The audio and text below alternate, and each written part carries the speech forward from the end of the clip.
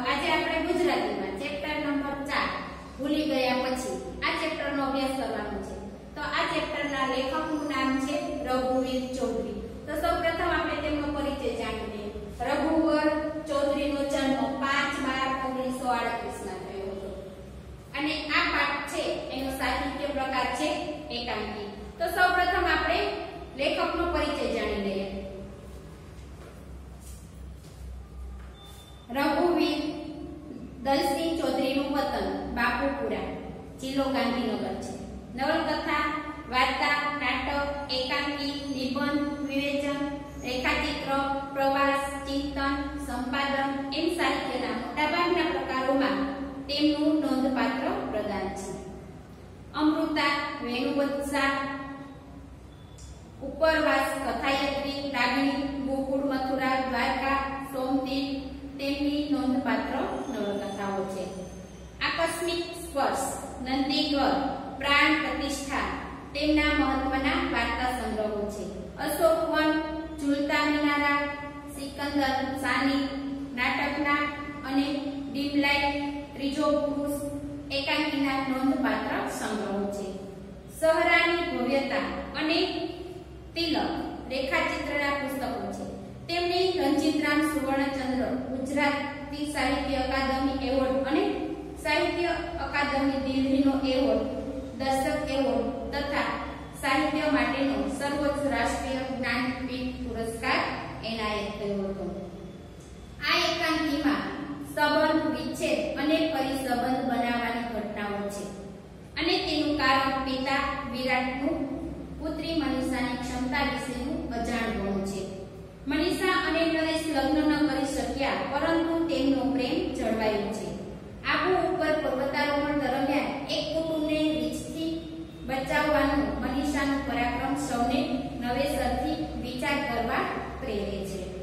બાહ્ય બનાવો અને અંદર રહેતા પ્રવાહને લેખકે સંવાદમાં એવી રીતે ગૂંથ્યા છે કે એકાંકીનું રહસ્ય, પાત્રોનો પરિચય અને સુખદ અંત અહીં અખંડ રીતે પ્રગટ થાય છે.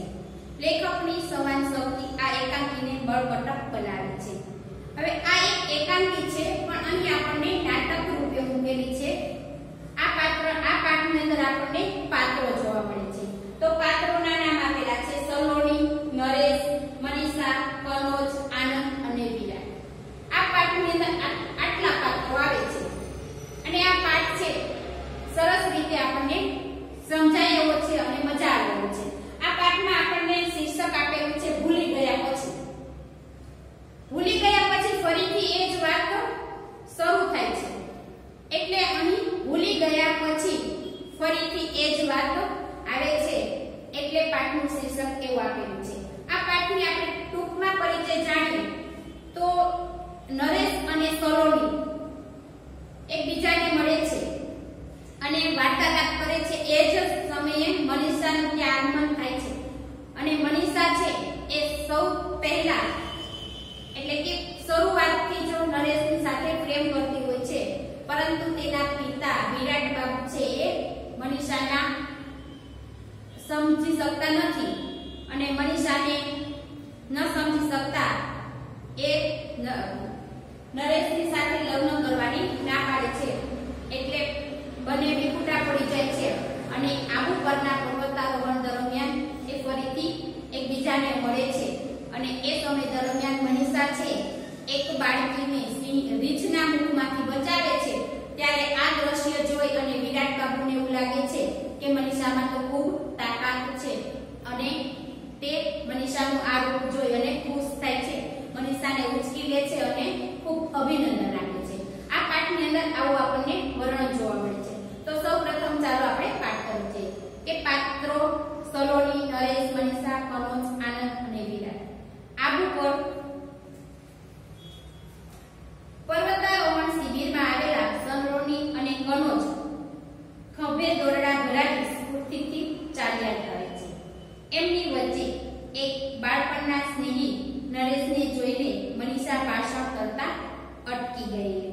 અકસ્માતો નડવા છતાં એણે હિમાલયના શિખરો સર કરેલા અને ગઈકાલે એને એક કુટુંબને રીત સામે રક્ષણ આપી બચાવી દીધું એ વિશે વાતચીત થાય છે. એ બંને હવે પહોંચ્યા છે.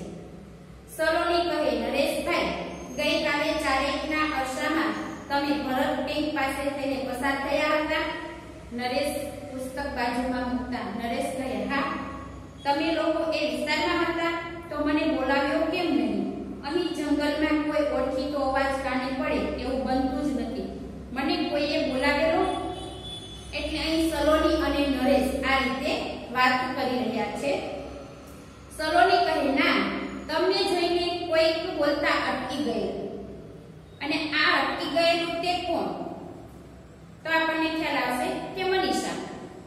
કે લોકો પર્વતારોહણ કરી રહ્યા છે એ જ દરમિયાન સલોની છે એ નરેશને જોવે છે અને જે પર્વતારોહણ દરમિયાન જે વાર્તાલાપ થઈ રહ્યો સલોની અને મનીષા બંને વાતો કરતા કરતા જાય છે પણ નરેશને જોવે છે એટલે મનીષા બોલતી બોલતી અટકી જાય છે.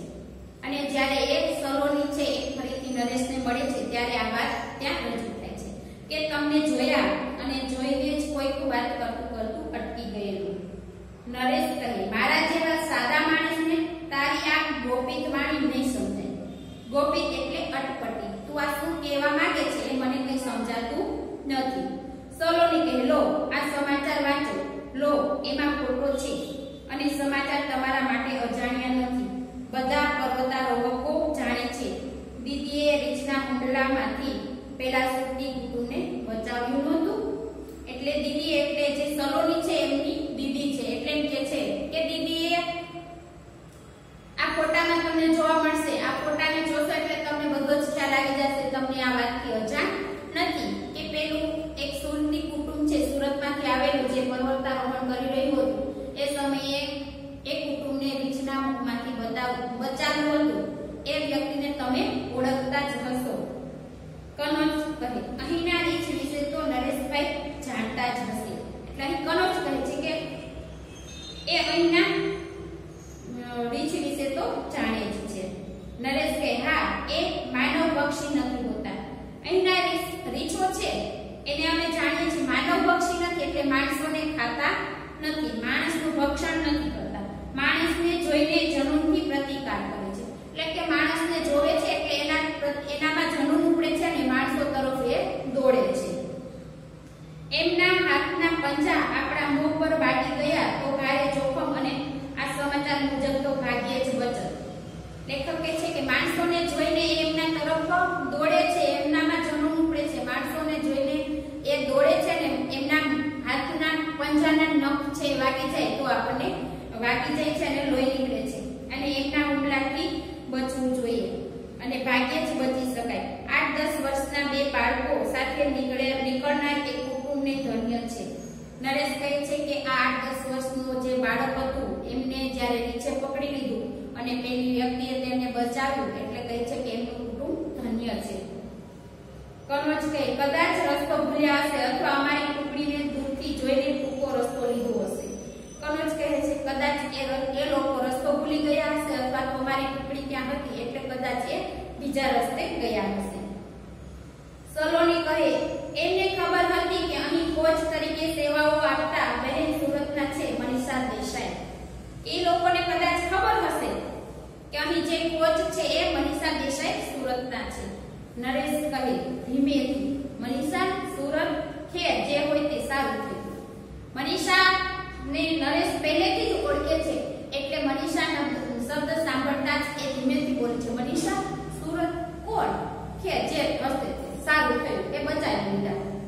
આ સમાચાર છપાયા તેથી લોકો જરા સંભાળીને ફરશે કે હવે આ સમાચાર છાપવામાં આવ્યા કે આ રીતે રીછથી બચવું. આવા સમાચાર સાંભળે એટલે હવે લોકો અહીંયા આવશે ત્યારે પોતાની સારી રીતે દેખભાળ પોતે કરશે, જરા સંભાળીને કરશે. સલોની કે આમાં પણ તમને કશું રોમાંચક ન લાગ્યું કે આ વાત સાંભળી તો તમને કઈ અટપટું કઈક રોમાંચક ન લાગ્યું? નરેશ કહે, તું કેમ આજે બધું આ રીતે પૂછે છે? શું સલોની? એ તો આ રીતે શા માટે મને પૂછી રહી છે? આ બધું શું છે? તું મને કહે તો ખરા. સલોની કહે, એ જ કે હું પૂછું છું એ બધું એળે જાય છે. સલોની કે હું તમને ઘણું બધું પૂછું છું, ઘણું બધું તમને તમારી પાસેથી કંઈક જાણવા માંગુ છું પણ હું બોલું છું એ બધું નકામું જાય છે, એળે જાય છે. તમે આવા શુષ્ક ક્યારથી થઈ ગયા? મમ્મી તો કહેતી હતી કે મામાના નરેશભાઈ ગાંડા કવિ થશે. કહે છે કે નૈસર્ગિક સૌંદર્ય પાછળ તમે ગાંડા હતા, તેથી તો ફોરેસ્ટ ઓફિસરની તાલીમ લીધી.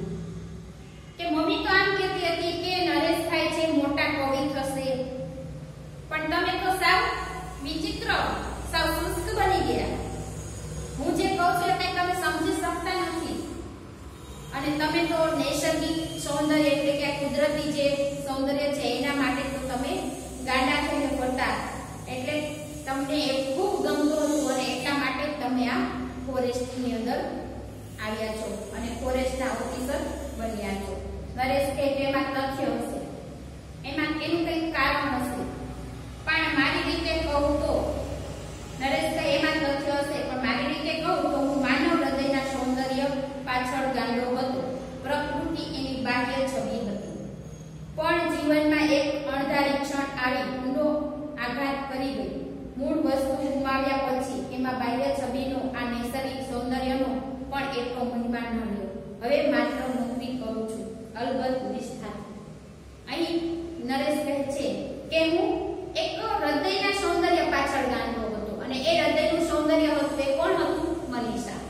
એમની સાથે પ્રેમ કરતો હતો, અને એમ કહે છે કે આ પ્રકૃતિ તો મારા માટે બાહ્ય એક છબી હતી, પરંતુ હું અહીં આવ્યો હતો એનું મુખ્ય કારણ હતું મનીષા. પરંતુ એમ કહે છે કે એ મને ન મળી શક્યું, એ મારા માટે અણધારી ક્ષણ હતી. અને પછી એક ઊંડો શ્વાસ લે છે અને કહે છે મારા હૃદયમાં એક ઊંડો આઘાત કરીને એક ક્ષણ જતી રહી, અને મૂળ વસ્તુ જે મેં ગુમાવી છે એટલે હવે પછી હું અહીં છું, પણ એક નિષ્ઠાથી, એક અલબત્ત નિષ્ઠાથી નોકરી કરી રહ્યો છું. સલોની કહે તમે લગ્નના બધા માંગા કેમ પાછા ખેલો છો? સલોની એમને પૂછે છે કે તમારા લગ્ન વખતની જે વાતો આવે છે તમે બધા જ માંગાને કેમ પાછા ખેલો છો? એટલા માટે કે મનીષા દેસાઈ નામની એક નમણીને નાજુક કન્યા પર તમે કવિતાઓ લખતા, પણ એને લગ્નની ના પાડી. સલોની એમને કહે છે કે તમે જે મનીષાને પ્રેમ કરતા હતા એના માટે તમે કવિતાઓ લખતા હતા, પરંતુ આ મનીષાએ તમને લગ્નની ના પાડી, અને એટલા માટે હવે તમે બીજા કોઈ સાથે લગ્ન કરવા તૈયાર થતા નથી. એટલા માટે નરેશ એ નમણી અને નાજુક હતી એ ખરો, પણ એના પર કવિતા નહોતો લખતો, હું એને જ કવિતા માનતો. નરેશ કહે છે નમણી નાજુક હતી એટલા માટે એના પર કવિતા નહોતો લખતો, પણ હું એને પોતાને જ મારી કવિતા માનતો હતો.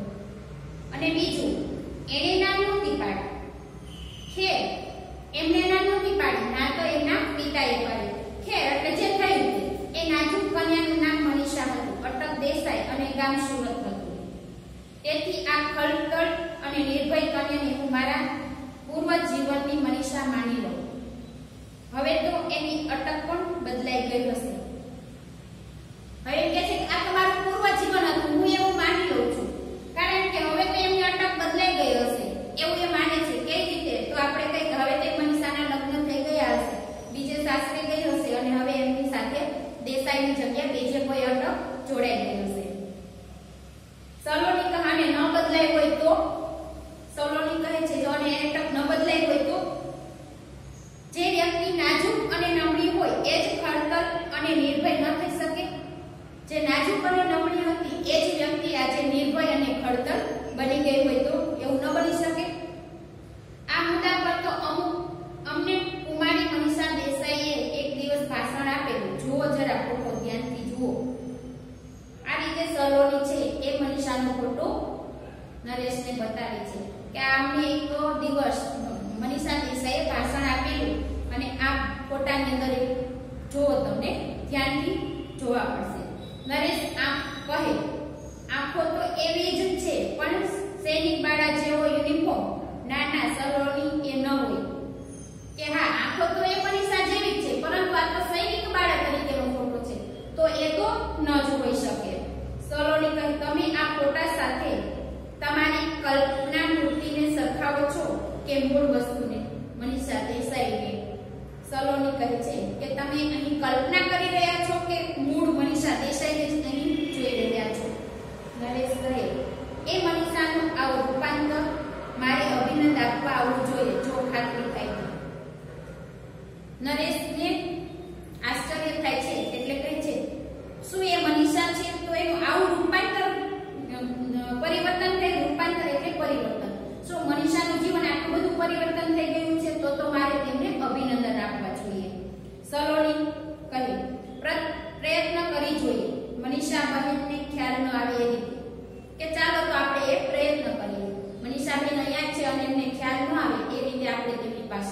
જઈએ તેમને અભિનંદન આપ્યું.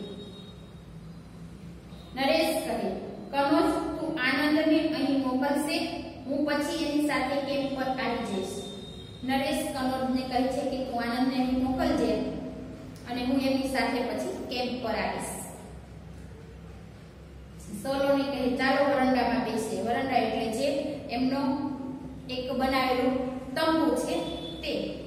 સૂર્યનો પ્રકાશ છે ત્યાં સુધીમાં આ તમારા બંગલાના ફૂલ છોડની શોભા જોઈએ.